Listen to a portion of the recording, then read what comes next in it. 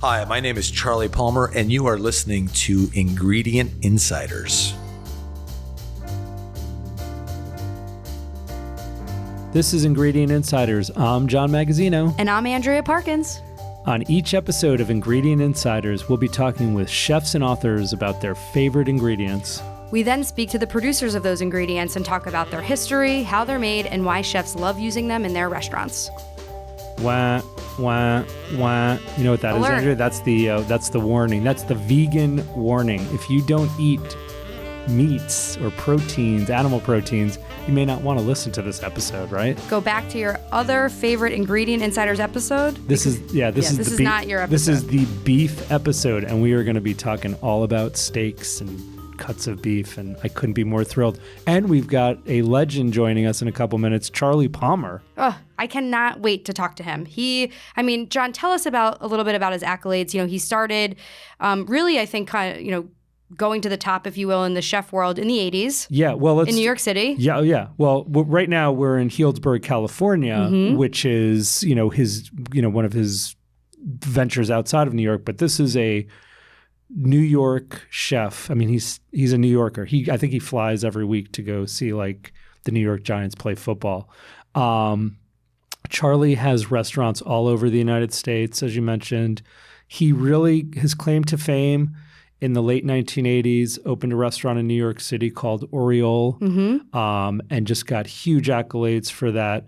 But he has worked at some of the greatest restaurants in the country. He was on he was on an episode with Julia Child of Cooking with Master Chefs in, the mid-1990s. He's been on every great television program that has to do with food. And he's just, he's a legend. Yeah. And he is especially passionate about beef and steaks. He takes a lot of pride in what he's serving at his restaurants, and he takes a lot of care when it comes to sourcing his beef. Absolutely. So, we're here in, Healdsburg, California at his restaurant, Dry Creek Kitchen. And, you read it on even on their website, their passion for ensuring that the beef is, coming from the best quality producers. They're also, they have a beautiful wine cellar. Obviously, they're in Sonoma County. Yeah. So talking to him, I think we're going to learn quite a bit about beef. Yeah. And then we're also going to talk to our very own Harris Heckelman, he runs the beef program at Chef's Warehouse and Allenbrothers. And he kind of grew up in the industry. Yeah.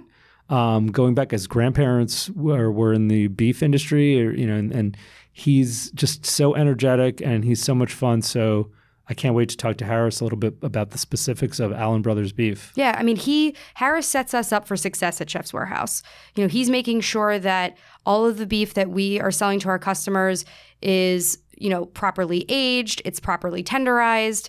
The marbling is going to be, amazing, and everything is going to be consistent. So that is key, and that is Harris's job. So to talk to him and learn about, how we're making these choices and decisions at Allenbrothers, it's pretty cool. Let's talk about, you used that word a second ago, marbling. Marbling. Tell everybody, what is marbling? So marbling is technically Is that the game you play with the little balls? With the balls, yeah.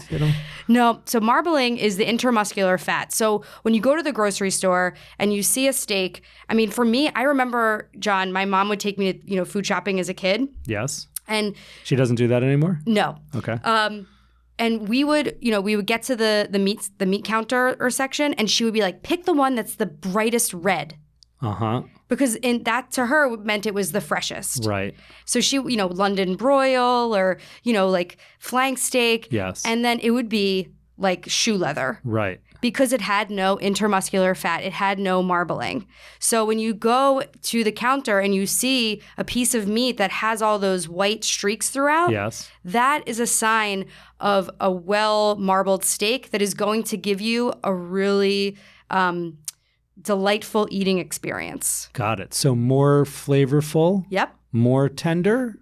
Oh, yeah. Yeah. Think about it. When it cooks, right, the intermuscular fat, it melts.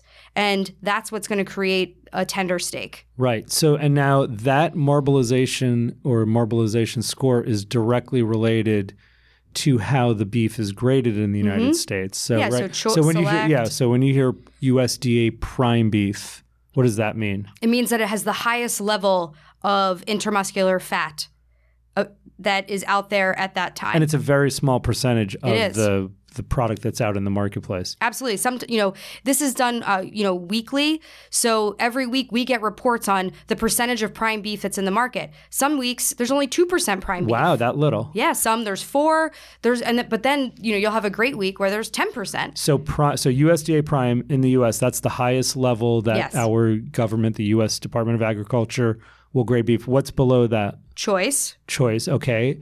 And so that is a little bit less marbleization, but still a really amazing piece of meat. And even at Allenbrothers, we have an upper 2/3 choice program. So we are even taking the choice and picking the best of the best. So visually kind of selecting the best that came out of that. Because obviously this is not a perfect science. No, of course not. It's a visualization score and something they're looking at the piece of beef. And then what's below choice? Select.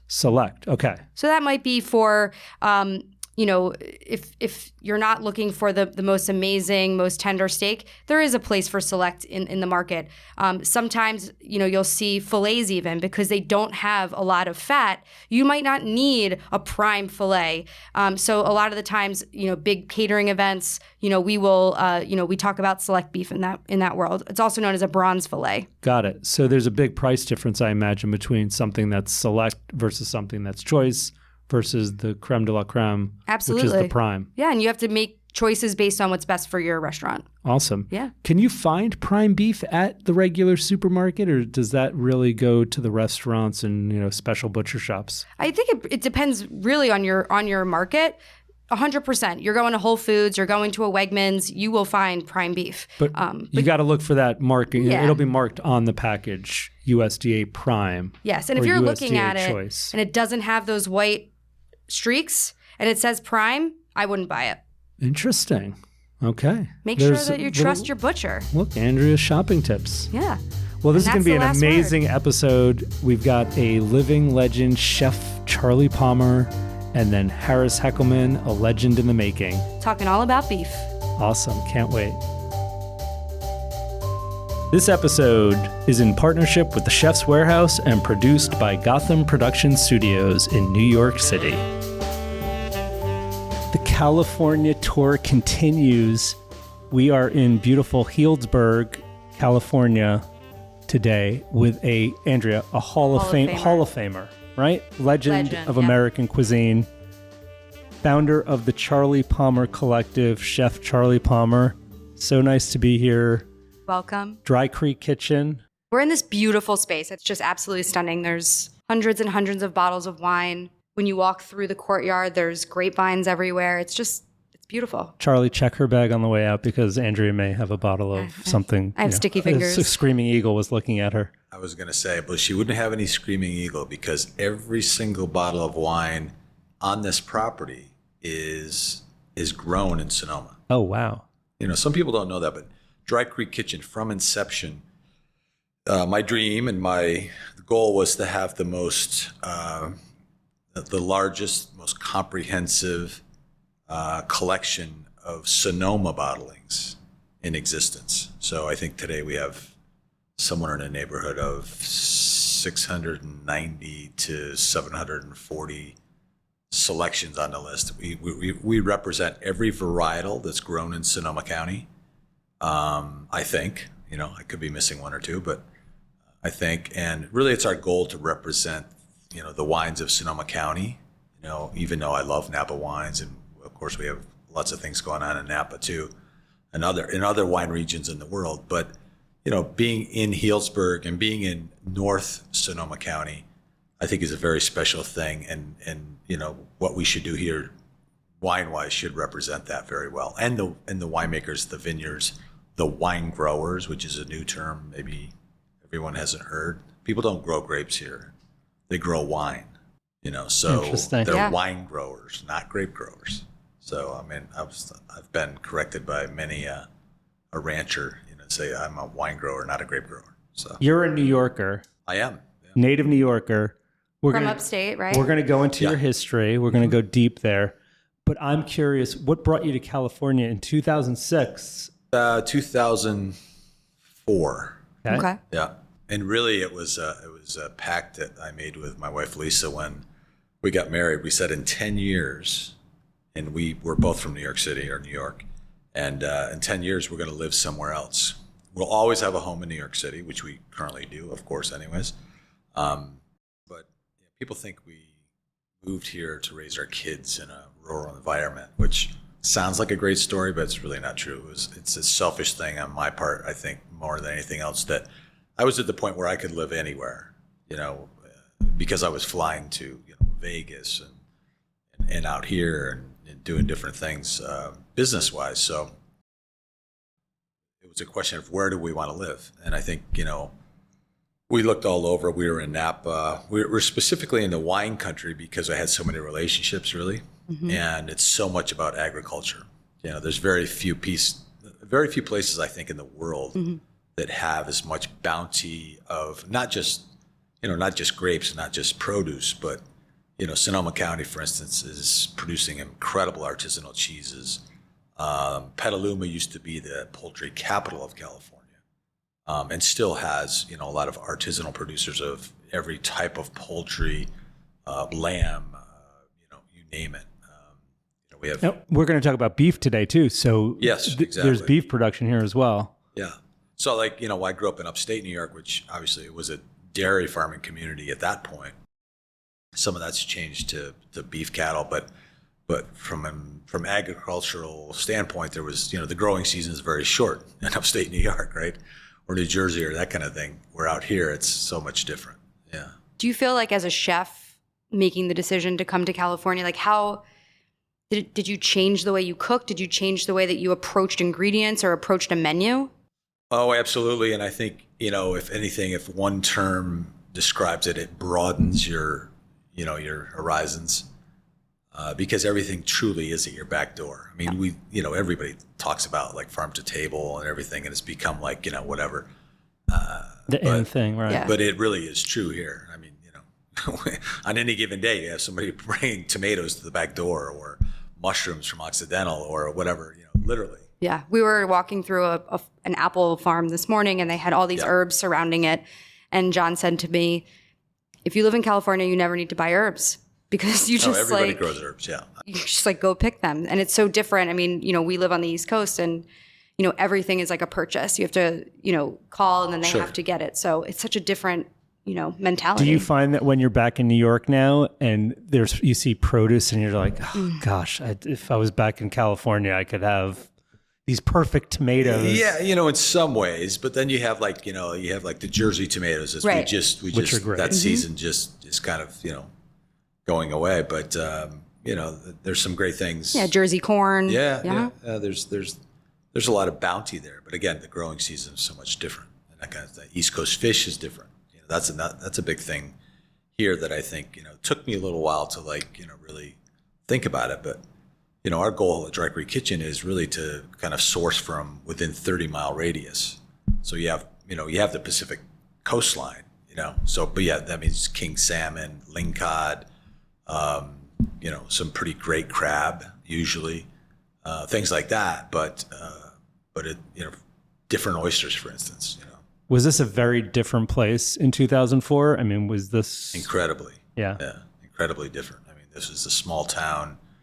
Still is a small town, but I think, when I first came here, I mean, we were really the first big deal restaurant kind of thing. Mm-hmm. And, it took some time to, get people to understand what we were trying to do and that kind of thing. And of course, with the hotel and then subsequently the 2 more hotels. And now it's a much different place almost 20 years later, so for sure. All right, let's take a trip down memory lane here. Yeah. Because we don't often get to sit with legends. And you grew up in upstate New York. Yes, I did. You went to the CIA back in the day before it was this cool thing for tattooed young kids who didn't really know how much work was ahead of them in life to go to.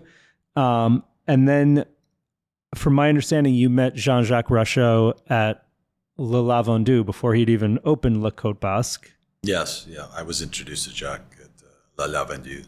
And for those who don't know, Jean-Jacques Rochaud was, legendary French chef in New York City. Still is. Talked to him last week. Okay. It still is. He's fishing on Is Long a chef. Island, by the way. Amazing. And so many amazing chefs came out of that La Copas kitchen. What was it like? How did, because we have a lot of young chefs who listen to this program who, they know who Charlie Palmer is, but they don't know what it took to become Charlie Palmer. What were the early days like? Our good friend Frank Crispo was cooking alongside you. Who else was in that kitchen, and what was it like in working in that environment? Well, it was pretty amazing. I started at Le Côte Basque when I was, I just turned 20, and when I came from the CIA, I went to the CIA pretty young, and it was a group of like I don't know. Probably half of the group were American chefs, most of them from the CIA, American cooks, I should say, because we were all very young and very ambitious, but we were not, I wouldn't say chefs yet. And then the other half were like more, traditional, classical French cooks, and chefs that were, in New York for a long time. So it was kind of a nice mix. But I think Jean-Jacques, early on understood, the change that was happening and what was to become of French cuisine in New York City. Because you had Le Côte Basque, you had Le Cygne, you had Le Chantilly, you had Le Cirque, and it really kind of, everybody said this when you started there, you kind of were into the French mafia. Like for instance, at one point I was a poissonnier or the fish cook at La Côte Basque in the daytime, and I would literally run to 57th Street, which is only a couple blocks away, to work as a poissonnier at Le Chantilly at night, because a lot of the French guys would go on vacation for not, a couple of weeks, but like 6-8 weeks in the summer, and the menus were virtually interchangeable. So I was cooking, I was sauteing Dover sole and grilling Dover sole like in one place in the morning and the same thing at night. So it was kind of neat, and all the personalities and the things that. You went from there to the River Cafe. No, actually, I went from Côte Basque. I was lured to a small country club in Westchester called Wakabuk. Oh, sure. So I was at Wakabuk Country Club for just a little over a year, and.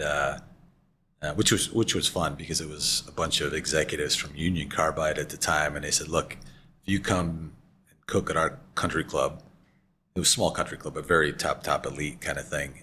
You can do whatever you want. We don't want country club food. We want you to Cook your food. cook whatever you Yeah. Way ahead of their time. Yeah. way ahead of their times." That's amazing. But what was that next, like the decision to take that like first executive chef job at River Cafe, like to leave the country club chef life? Yeah, I mean, I was introduced. I knew Buzzy O'Keefe before that, but I was connected with Buzzy through Mark Sarazin Sr. and because Buzzy was looking for the next young American chef, specifically, and I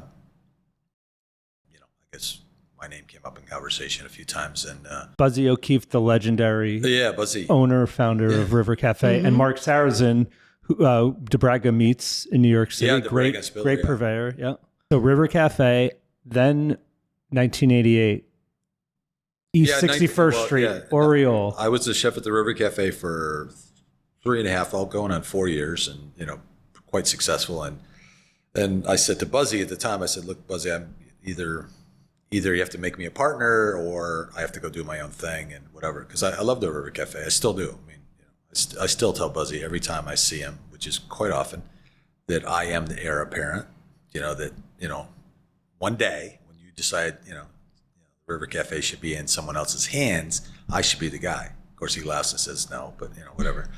But anyways, yeah, I put together a business plan, and I wanted to open a restaurant that was, I always described it as like the American Lutèce. And what does that mean? That means I wanted to be in the same arena as Lutèce and the Côte Basque, and like the great French restaurants, because at that time it was still French restaurants were still considered the best restaurants in New York, I think, in most cities.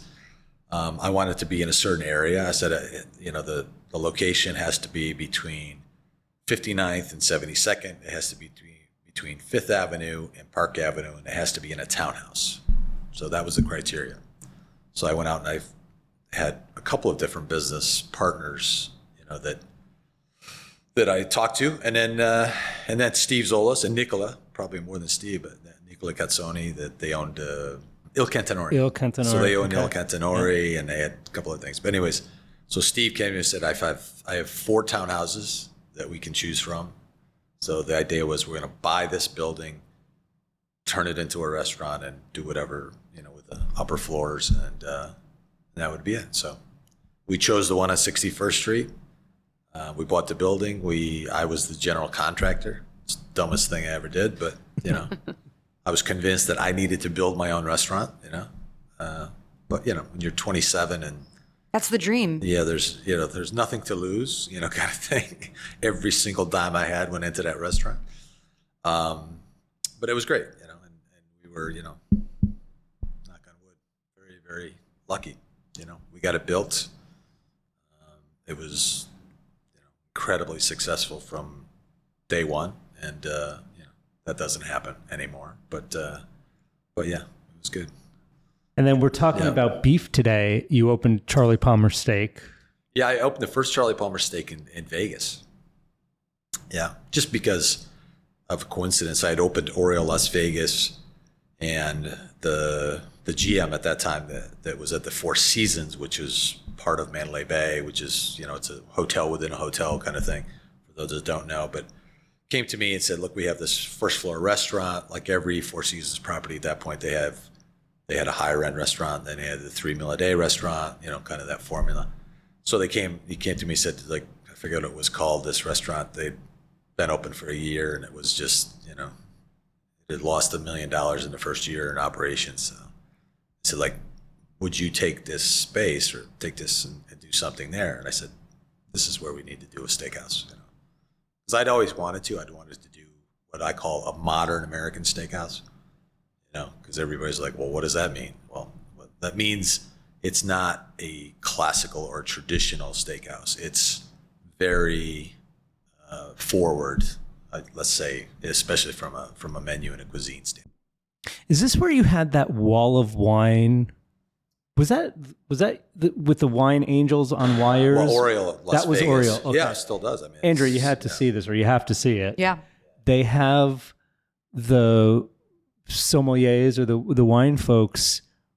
They're still doing this, where they have like wires on them, and they would go up and down in the air to get the bottles. Yes. They're called wine angels. The wine angels. And the whole idea was Adam Tahani, who designed the restaurant with me. We had this incredible collection of wine. It was just amazing. I mean, one of the greatest collections in the world from one of the owners of that time, which was Mandalay Gaming. And he wanted to do something with this wine, and he wanted to, put it. So the opening wine list and inventory, we had 38,000 bottles. Wow. Every first growth Bordeaux in the 1900th vintage, unobtainable, even at auction. No one could get this, right? But we had just incredible wines. But we had to display this somehow. We had to make it feel like it's accessible to people. Because the whole stigma around wine, especially in French restaurants, if you think about it, the deep, dark, mysterious cellar, intimidating. Yeah. So let's put it out in front of everybody. And it was like, it's basically a 4-story glass enclosed cube that displays these wines. I mean, it's spectacular. It's amazing. And it's accessed by the wine angels, who all have acrobatic backgrounds, and literally fly up in the tower. It's 10 seconds from base ground floor to the top, which is 42 feet. Each bin is numbered. They have a little earpiece or a little microphone. Like tells them where to go. A little earpiece. The sommeliers that are on the floor have a microphone in their tie. And so they'll just say it's, bottle 2207. All what they know is side 2, bin 207. They fly to 207, pull the bottle. On wires. Yeah. But opening a steakhouse then, and even I feel like there's this like progression of the beef industry that we're constantly kind of going through. And I kind of want to talk about that a little bit. Sure. What was it like then? And what is it like now? And where do you kind of see it going? Well, I think, beef and lots of meats, but beef in general. I mean, I think there's such a, cloud that hangs over the beef industry and, who's doing it right, who's not doing it right, how are things being done, and how the animal's being raised, how is it being treated. Aging of beef is a big, dry aging of beef. Wet aging. Yeah, wet aging, right? Which is like, what is wet aging? It's just sitting in a cryovac bag. Right. So, I just wrote this article, for this, like, what is wet aging? Well, it's a myth, it's like a term that whatever, but dry aging, I think it's one thing that like the public doesn't understand, even the most educated person. They don't understand that, when you're dry aging, if you're doing it correctly and you're, aging whatever size, primal piece of beef it is for a short line, any short line cut or whatever, you're losing, if it's 28 days age, you're losing almost, 18 to 20% of the weight of that. What does that do? It's just water weight that's evaporating. It evaporates as it dries out. But, that's why I explain to people, that's why, first of all, aged beef is more expensive, right? Because you're losing 20% of that, so the price just keeps going up. And then you're going to trim.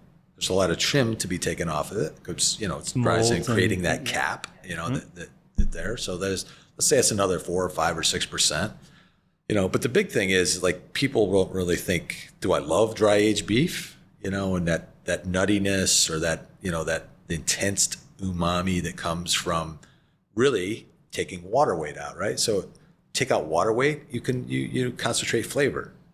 And yes, the enzymes break it down, it tenderizes whatever, but it's about, that shrinkage, and intensifying flavor. And that's why it's so good, right? And that's why it's really, for some people, it's like the only thing they want to eat. But there's a lot of people that don't understand it, and they're like, "Oh, geez, it tastes, it tastes a little off or something, like a little it's like cheesy, blue cheese, or right? cheesy, or irony, or too minerally, funky."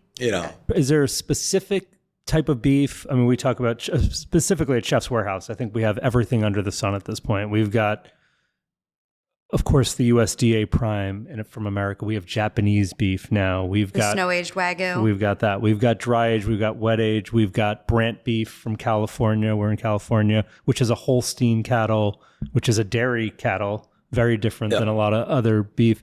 Is there a favorite type of beef for you? Is there something that the Charlie Palmer restaurants kind of lean towards as far as flavor and type?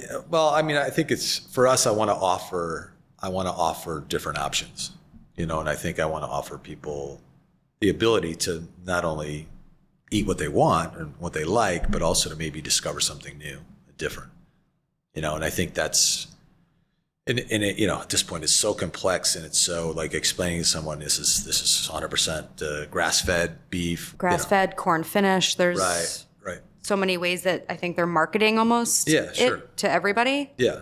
And I would love to know your opinion on corn-fed versus grass-fed and all of that. I have a lot of opinions. Who's doing it, Yeah. What's the corn, I probably am much deeper into this than most chefs because, I was responsible for one of the first Piemontese bulls ever brought from Italy with your boss, right? Chris Can you Pappas. tell us what that is? A Piemontese is a double-muscled animal from, mostly from Italy, northern Italy, and the white blood cell count, for whatever reason, it's genetic, is incredibly high, which makes and it's not a heavy fat cap that on the carcass itself, but it's double muscled, so you get a lot of weights, body weight, and when you slaughter the animal, the weight is incredible, but it's super healthy, and I mean there's so many people doing so many good things. You're thinking about the cow versus getting a steak in a box. Mm-hmm. I think there's been this extreme shift. And I know even in the last 10 years, that's been a huge change at Chef's Warehouse. And we've purchased a lot of meat companies, Allenbrothers and Del Monte. And I think, we've gotten an education from those acquisitions and learned a lot about animal husbandry and how it's important to, Yeah. treat the cow with respect and feed it the right things. And to your point, so. Yeah, and it goes right down the line because, you know, you're talking about the processors, Right. you know, the distributors, how it's handled, what's, you know, what all phases of the game kind of thing. And it makes a big difference, you know, in the quality. Do you like grass-fed beef? To an extent, Yeah. but you're never gonna get that inner muscular, you know, fatty, you know, kind of content from grass-fed beef. Is it healthier? Yeah, I would say. I read Oh, go ahead. Sorry, no, I read this article recently that said that even though it's healthier, I'm putting this in air quotes, it's actually worse. It's not as good for the environment because the cows actually Right. produce more methane Yep. eating grass. So it's like, you know, which one are you going to choose? Burping cows. Right. Are hurting the environment? Are you you know, eating a better product for yourself? It's interesting. Those discussions always seem to go back and forth and Yeah. come full circle. What I'd like to know is, do you have a favorite cut of beef? Is there a steak That's a that good you one. love? Are you a ribeye guy? Are you a strip guy? You know, I would say in recent years, I've become much more interested in secondary cuts. You know, and I think that's when we talk about responsibility and, you know, where things are going, you know, and it's all marketing, right? You know, because there's a cut called the Terrace Major that's comes basically from the top sirloin kind of thing, but it's an incredibly flavorful, no matter what animal it's coming from, flavorful cut, whatever. But it's hard to sell someone, you know, in the restaurant, oh, you know, do you want to have a Terrace Major? In fact, I opened a restaurant not too long ago in Denver, Colorado, and it was based only on secondary cuts. And it was interesting because people are like, well, I'll try that. And not the flank steaks or that kind of thing, but what they call it different in different places, like a tri-tip. Out in California here, everybody eats tri-tip, right? Like buvette. Like, Yeah, I think it's important Yeah. for us to define this, though.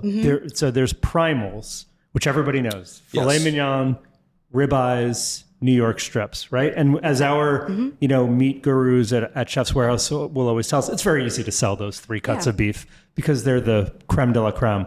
What Charlie's talking about is these secondary cuts that can be really delicious. Yeah. There's a whole animal that needs to be utilized. And I love the fact that, that there's a focus and you had a restaurant dedicated to that. Yeah. No, and it was great. I mean, unfortunately, it was a software company that wanted the whole building in the lease, so it wasn't bad for me. But it was like, if you look at beef production and whatever, like how much ground beef can you make, right? Or stew meat, as they called it. Like in the old days, it was always, oh, that's stew meat. Like, Yeah. Well, what's also been interesting to see is those offcuts and those secondary cuts have become now very prized and like beef cheeks. Oh, beef cheeks used to be a amazing. giveaway, right? Yep. chuck tail flap. Yep. Now that's boneless short rib. Yeah. So you're like, you wouldn't order it, but Right. when it's Yeah. called a short rib, you're definitely going to order it. Yeah. Now it's a boneless short rib. Yeah. Right? Yeah. Well, it's similar in texture and everything, and, close to the same part of the animal. So. In California, this may sound like a silly question, and it's more of a climate question. Do you cook beef differently than you do in New York? Because you don't get the cold winters where braising and like these really rich wine sauces and different things are utilized. Can you do that here? You can. I mean, again, the seasons are different, it's shorter, but it gets cold here.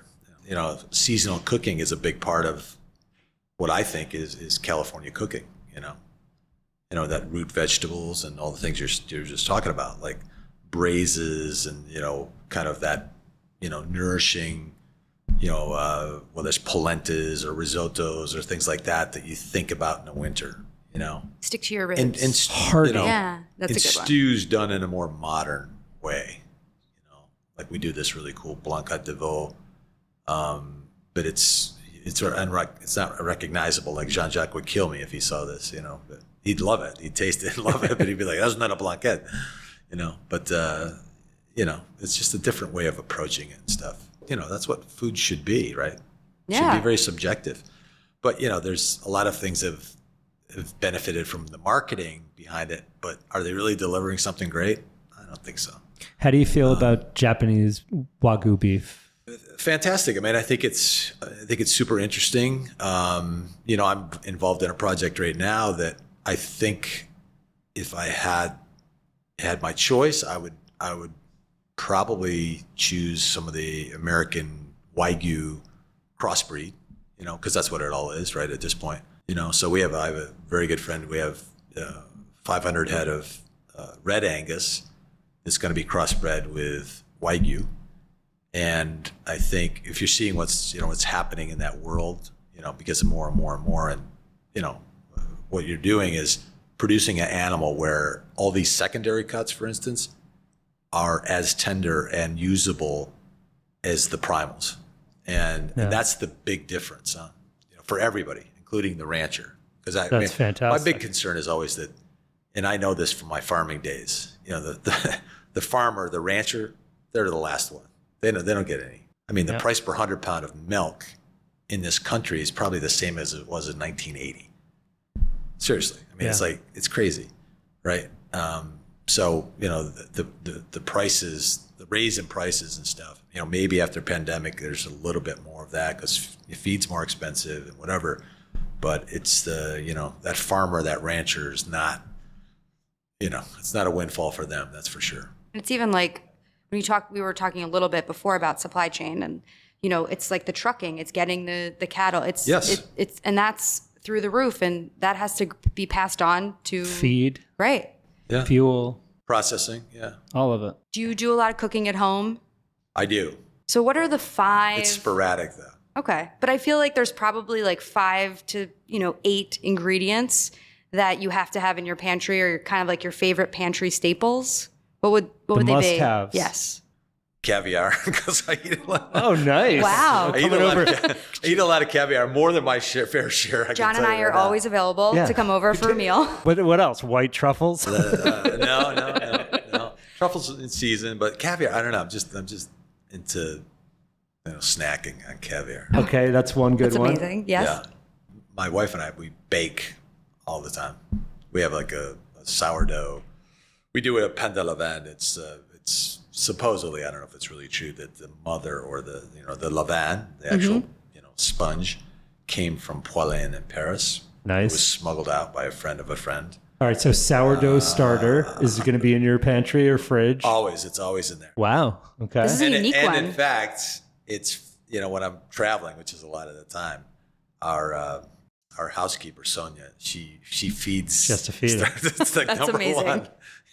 Don't forget Take care of our baby. When the fires were happening, the thing that I was most concerned about, because we got evacuated, I was like, Jesus Christ, I got to take the starter. Where are we going to take the starter? You know, Right. Leave the family photo albums. Get that starter. Yeah, it was good. That didn't go over well with mom. Yeah. All right, so that's 2. 2. Great champagne. I'm really into champagne these days. Wow. This is. I love this really, pantry. And we produce Pinot. I'm a Pinot guy, Okay. but you know, I've always been a champagne guy. But we're working on actually a sparkling wine project here in California. But we're all in partnership with a champagne house in France. So Nice. right. champagne. Okay. What else? Good cheeses. Yeah. Yeah, I'm always into good cheeses. Okay. And around here, it's like there's just amazing cheeses. Cowgirl Creamery's got tons of great cheeses. Yeah. So but good. There's also a lot of small producers that are doing great stuff. That's pretty good. Yeah. I think whenever you want Andrew and I to come over for dinner, we'd be happy to have I haven't some made- bread with I haven't caviar and used dried champagne. pasta in forever because I have my Acropolano. You got an pasta extruder at maker, home, yeah? extruder. And it's so easy, you know. It's like you make some fresh pasta. It's like, who doesn't like that, right? It's like, you know, fresh pasta. You got some butter. You got some good, you know, Reggiano Parmigiano. All right. So he's making us pasta with caviar and Yeah, put a champagne. I was dollop gonna of say. caviar Yeah. on there. Great. We have tons of citrus fruit, so we do just like this, you know, pasta limoni. Very All excited. right. Thanks again, Charlie. Thank you. So nice to be here.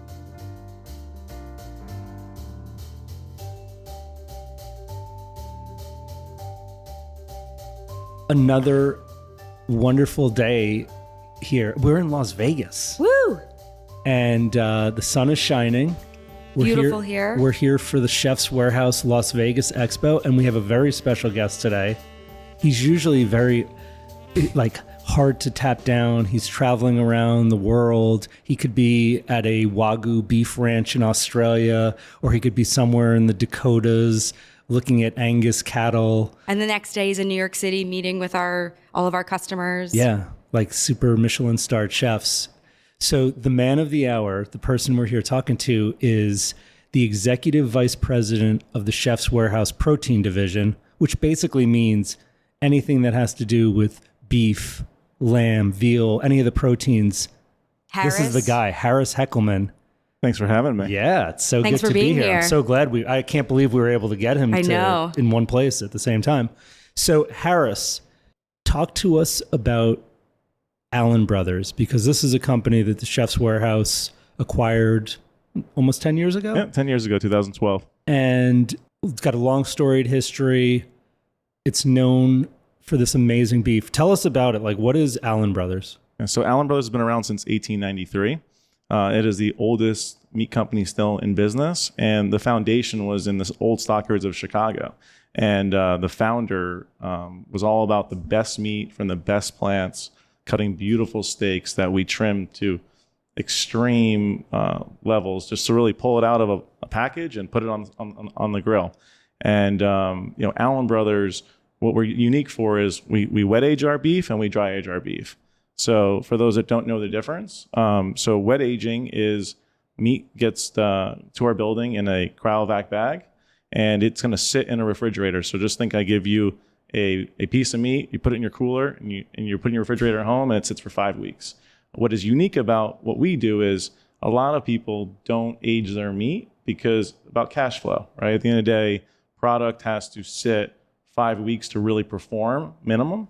And at Allen Brothers and Chef's Warehouse and all of our companies, we're committed to wet aging that product minimum 5 weeks to ensure the consistency that our customers want.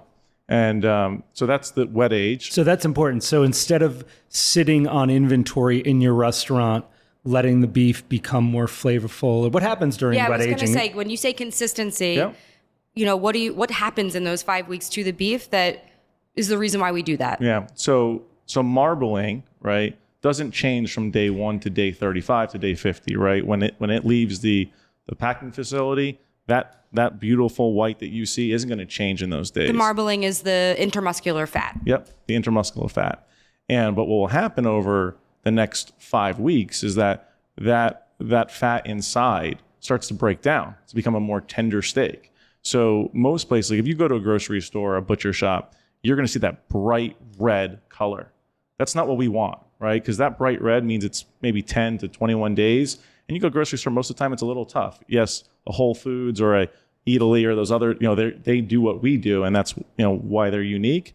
But we want it to break down so that when that steak gets into the chef's hands or the primal, and they cut it, it is going to perform. And it's not just that they have to age it themselves. It's like you don't know from other suppliers how long they're aging it. Right. So that's the biggest thing. So that's why our brand and what we've built, that's our core specs through and through every single day. So that's wet aging. And then talk to us about dry aging.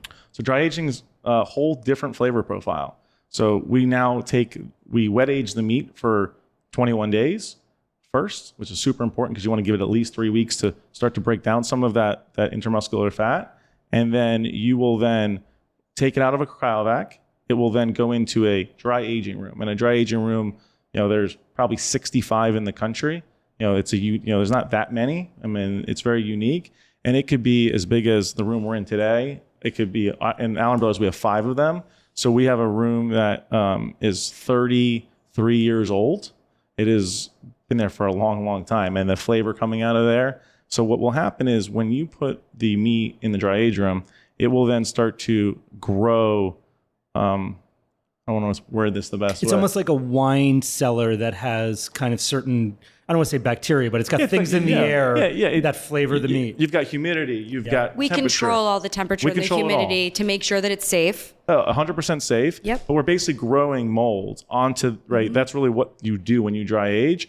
And then when we go to fabricate it, we cut all that off to get to the actual steak, but it's a completely different flavor profile. So at Allen Brothers, there are people that really, especially in the Northeast, they love that funky dry aged flavor. It's just what they like. I came from a meat company before I joined here, and our meat was really funky at that place. But then when I came to Allen Brothers, it was just like this sweet, nutty dry age, right? So when there's customers that need that extra funk, we know we got to push our room. Like if they're buying it from a competitor and they say it's 45 day, it might be 65 in my room. But what we do is I'm all about our 35, 40, that's sweet, make you feel good. You want to eat the whole steak. You don't want to eat 6-8 ounces and be done. So that's the difference between a wet age and a dry age. And I think at the end of the day, when you talk about Allen Brothers and I'm talking to a customer, it's about consistency, it's about sourcing, it's about workmanship and being consistent every time. And that's really what we believe in. Yeah, I'm not going to name names, but some of the greatest restaurants in the United States are using this product. Not some, many of the greatest restaurants in the United States use Allen Brothers, and they trust it for that consistency. When I go and I've spoken to chefs, it's like they know that if they receive an Allen Brothers box, they don't have to look twice. They don't have to worry about weights being off. They don't have to worry about weird cuts and trims. So it has such a great reputation. One thing you just mentioned, but I don't want to jump over this, he's very modest. Mm-hmm. You kind of come from a royal beef family. Yeah, you grew up in the business. When did you start in the beef industry? Yeah, so my family has been in the meat business since 1966.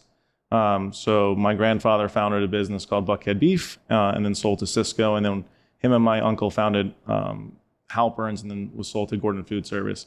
I laugh about it today, but I never thought I'd be in this business. Right? My other side of my family had a little glove and safety business in New Jersey. And it did well. And I always said, I'm going to go to college and play football, and then I'm going to go sell gloves and hard hats. And, my life took me a different way. And I joined Halperns when I was 19 and worked my way through the company and got an opportunity to meet Chris and John. And we were able to build this thing we're building today, and the sky's the limit. Fantastic. So I think another thing that makes it unique, the Allen Brothers program, is that, it's not like we are going out and buying it from another company and then we are selling it to our customers. We own the brand. We work directly with the ranches. Correct. And I think that's really unique to our customers, for them to know that, we are doing that for them. We are like going above and like doing that step so they can. And you said it, John, like you can trust in what we're doing. And I think that's really important for a chef when they place their order, that they trust that we are going to deliver every single time. Where does Allen Brothers beef come from primarily? So we buy from 8 core packing plants, all in the Midwest. But then we have our private label program that comes from a small farm and farmers around there in South Dakota. Our biggest thing, and it was like the dinner I had last night, we want to be with the right partners that understand the vision of Allen Brothers, right? Our job is to give the best product, just the same way Chris and John built Chef's Warehouse.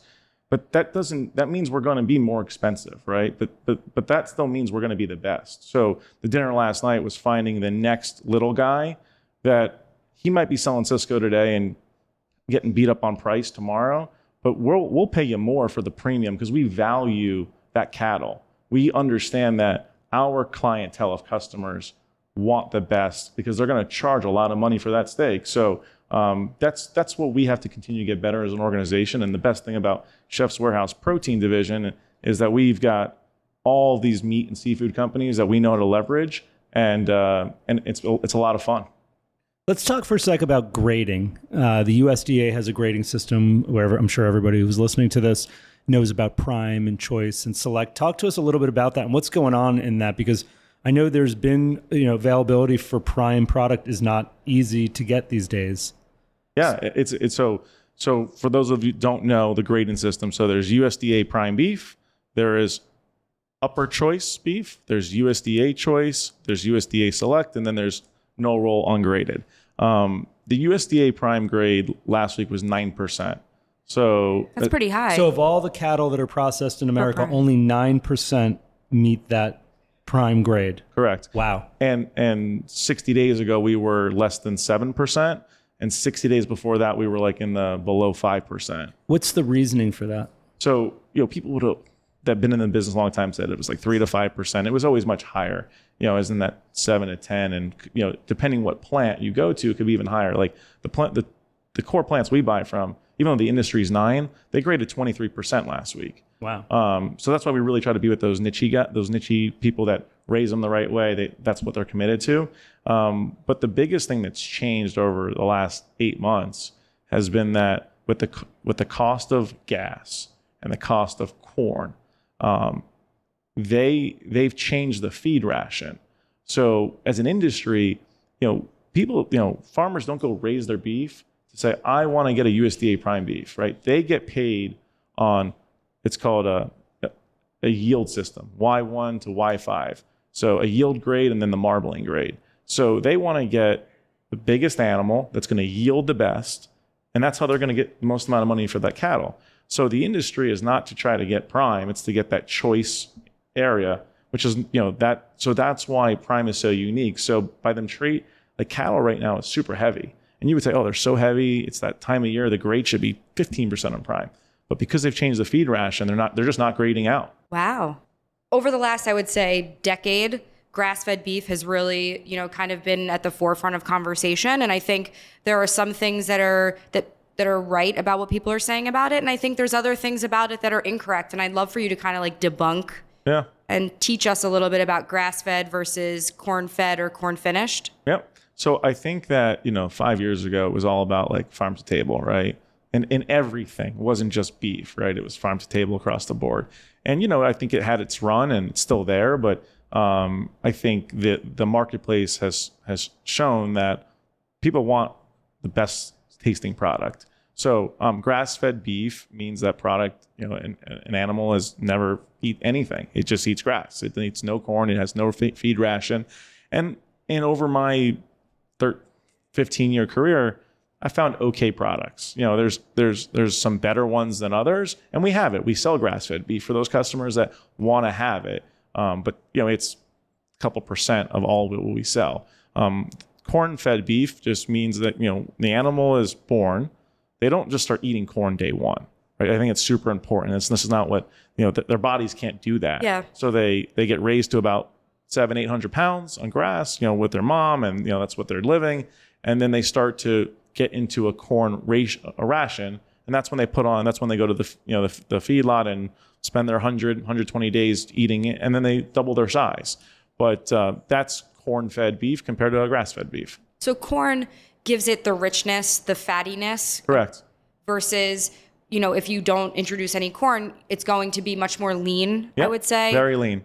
And the flavor profile is very different as well. So corn-fed, it is going to be buttery and rich and kind of fatty. And then grass-fed is definitely, I would describe it, I don't know if you feel like this, John, like more minerally, livery. You don't have that richness. I've had great grass-fed beef.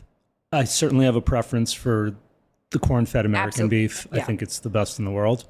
But there is good grass-fed beef out there. I agree. Yeah, I think it comes down to, like we talked about at the beginning, what Allenbrothers and we're about as a company across all of our protein divisions are being with their best partners. So the company we buy the grass-fed beef, they actually get some prime grass-fed beef.